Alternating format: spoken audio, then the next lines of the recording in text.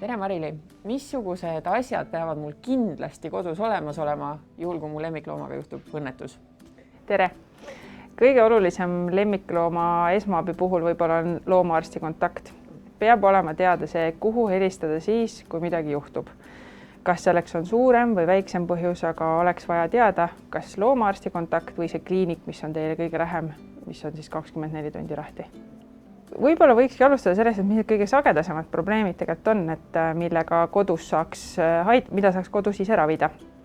Eeskätt siis sellised haavad, kas loomad omavahel on kaklema läinud, on mingisugune nahapõletik, siis kindlasti võiks olla olemas puhastusvahendid. Selleks on siis laua peal tutikud erinevas suuruses. Need võiks olla tõesti tutikud, mitte tavaline kosmeetiline vatitupsik. Sellepärast, et sealt eraldub selliseid kiude ja sellega on tõesti suhteliselt ebameeldiv puhastada. Ja enamasti haava puhastuseks läheb ka vaja rohkelt neid tutikuid, selle tõttu meditsiinilised tutikud on kõige paremad. Hea on, kui on olemas ka haavapuhastusvahend, sobib selleks näiteks tavaline füsioloogiline lahus. Apteekides leidub erinevaid haavapuhastusvahendeid. Enamasti inimestel kasutatavad haavapuhastusvahendid sobivad ka loomadele. Looma puhul siis nüüd, kui me räägime haavadest, siis eriti hea on olemas, kui oleks kodus tömbi otsaga käärid, sellepärast et siis me saame karvu pügada naha lähedalt. Ideaalis ka karva pügamismasin. See on tõesti selline, mida enamikes kodudes, ma arvan, ei leidu. Ja muus osas, mida me kasutame haava raviks, esmavalikus on joodi sisaldavad preparaadid, näiteks siis braunavitoon. Salv ja puhastusvahend, et selline asi võiks ka tegelikult kodus olla. Siis on tegelikult siin laua peal ka kaaliumpermanganaat. Sagedasem on see võib-olla selline väike trauma esmaabi, et lõikame kodus loomal küüsi ja selle tagajärjel on verejooks. Et siis kaaliumpermanganaat on selline, mida on hea manustada, võtta vatitikk, teha natukene see niiskeks ja siis kasta sinna pulbri sisse ja tupsutada seda küüneotsakest, et see on väga hea. Millal see haav on selline, et ma saan sellega kodus hakkama, millal ma ikkagi peaksin loomaarsti juurde pöörduma? Tegelikult ma arvan, et need haavad enamikud on sellised, millest võiks kas või teha foto ja argipäeval või siis hommikul saata sellele omale loomaarstile või kliinikusse, küsida, saata meile, kas te võiksite üle vaadata, kui on kahtlus, et äkki ikka peaks tulema. Järgmised sagedased hädad, mis loomadel ette tulevad enamasti riigipühadel ja nädalalõppudel on igasugused kõhuhädad. Just, ja siin on jällegi tegelikult ka ju inimeste puhul, eks, et kõhulahtisuse oksendamine on sagedaseim, samamoodi on lemmikloomadel.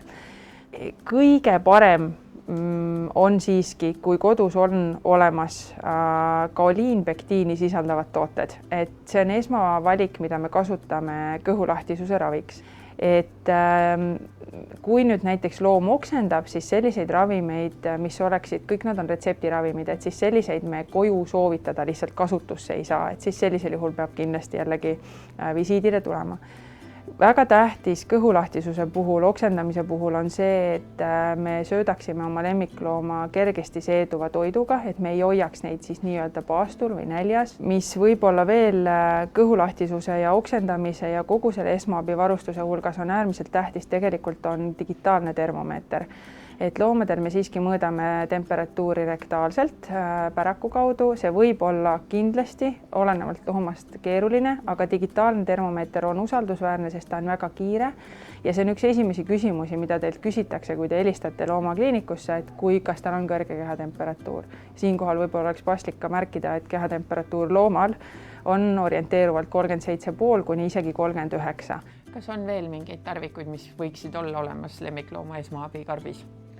Krae on üldse väga erinevat, et kui see on mingisugune sügelus või haav või punetus või midagi, mis seda looma häirib, siis nad enamasti üritavad seda ise ravida, aga see on tõesti müüt, et loom oma keelega seda piirkonda ravib, ta ei ravi, et suu on kõige mustem koht üldse, mis olla võib.